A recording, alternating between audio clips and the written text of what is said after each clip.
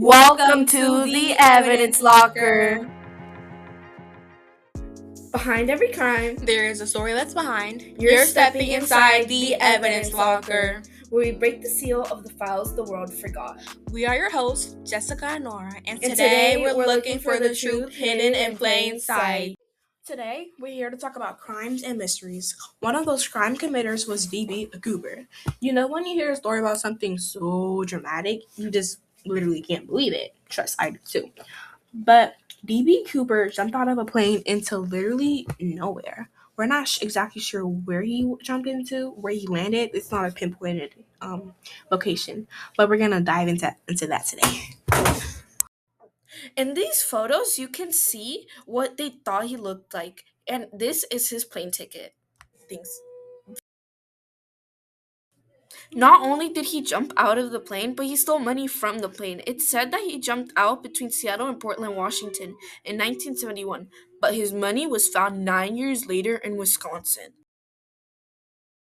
Take a moment and think about it. It sounds crazy, right? Yeah. But the story's not so bad, at least I think. He used a one-way ticket to Seattle, Washington. He was a quiet man who looked like he could be in his 40s. Yeah, when I say. Wearing a business suit. A bit after 3 p.m., he handed the stewardess a note saying that he had a bomb in his briefcase and wanted her to sit with him. See, I don't know about you guys, but I would have cried right there and then. The stewardess did as she was told and was soon passing a note to the pilot saying he needed $200,000. Somewhere between Seattle and Reno, a little after 8, he did what nobody thought he would. He jumped out of the plane with money and a parachute, and the plane landed safely, but he was never found. Breaking news! Elizabeth Smart has been kidnapped. Please keep a lookout on any suspicious activity in your area. If you have seen anything suspicious, please call the police. She was last seen on June 5th. She is 14-year-old blonde American girl. Please keep a lookout. 14-year-old Elizabeth Smart was snatched away into the darkness at knife point from her Salt Lake City, Utah, home on June 5th, 2002. Later discovered, Brian, Michelle, and Wanda Barzi actually worked for the family in previous years. She was taken into a mountain 3.5 miles away from her home. She was held captive for 9 months and had regularly been sexually and physically abused. Like, for example, she was tied to a tree for 3 days whilst being starved. He believed that God was calling him to have 7 wives, and later 14-year-old Elizabeth was forced into predatory marriage with a 48-year-old man.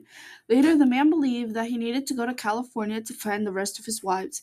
As they were in California, they were in a library where a police officer came up to them for their unusual way of dress.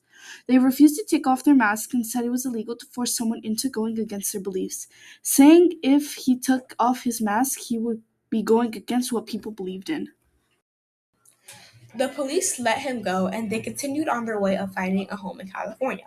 3 months later, Elizabeth wanted to outsmart the man. She told him that God was calling for her to go back to Utah, trying to get closer to home and hoping someone would recognize her. The man foolishly believed her lie because he believed that the girl was practicing his religion. He was very eager, I say. They packed their things and went back to Utah by train and foot. The first thing that they did when they arrived was going to a house party. Yeah, that's weird. The party was full of drunk men, and Elizabeth's teacher just happened to be one of them. She was banned from talking to anyone, but this time she wasn't being watched and took the chance to talk, but got caught and Wanda held her hand, meaning don't talk or something will happen. They went to their previous camp and stayed there for a while. One day they had to go to the public. As their way of dress, they wore white gowns and headpieces and masks with white sandals. At the time, she had blue and red nail polish, and he said someone could recognize her, so they made her wear closed shoes. They went to the supermarket and got many looks, but it didn't think much of it. Later, the girl heard a voice being called out from the distance. The man and the woman threw her in the dugout and threatened that if she had made a sound, they would kill the person calling her name and her. She did not make a sound in fear of getting hurt. The voice kept getting farther and farther away as her hope slowly got lost and lost away. Later, they went out back to the library to find a new place to settle. A different police found them again, but this time they were not going to get away with it. Isn't that crazy? The police told Elizabeth to say her name, but Wanda held her ankles, saying, "Don't say a word." The police had to force Wanda to let her go and took her to a different room and asked her name. She refused. But they asked her, "Are you Elizabeth Smart?" She said yes in her religious language that the man forced on her, but the police understood. They took her away from the library and arrested Wanda and Brian. At the police station, they called her father to come to the police station. He arrived at the police station and found his long lost daughter there. Elizabeth called out to her dad in the station, but he just couldn't believe that his daughter had been snatched away from him 9 months ago. He had thought that she was dead and never coming back, but there she was standing right in front of him. They had a happy reunion, and she was taken back home to her mom and her six beautiful siblings. What a happy ending! I bet you don't get that often with murder stories, huh? But you don't think it ended there, did you? There's still a police's side of the story. When Elizabeth was kidnapped, she shared a bedroom with her 9-year-old sister. She saw everything, from when she was taken away to her being held at knife point. But the police didn't believe her. They said she might be hallucinating, yet they still kept her safe from the public just in case so she doesn't give false information. Elizabeth was all over the city and on the news too. Everyone tried looking for Elizabeth and were supporting the family. Now, on to the police's perspective. The popularity died down and everyone forgot about Elizabeth's disappearance.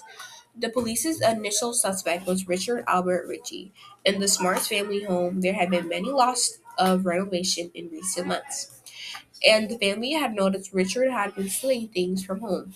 The police had taken the man into interrogation. He revealed that he did not kidnap Elizabeth, but he admitted that he did take things like jewelry, cash, and family heirlooms.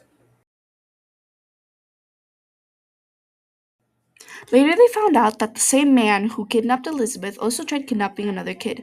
In this case, it was her cousin. The police figured out that it was the same man because he used the same method to enter the house. He put up a chair to the wall under the window and used a pocket knife to slice open the screen and open the window. Elizabeth's little sister had been asked multiple times if she recognized the voice of the man. She said she did, but didn't remember who it belonged to.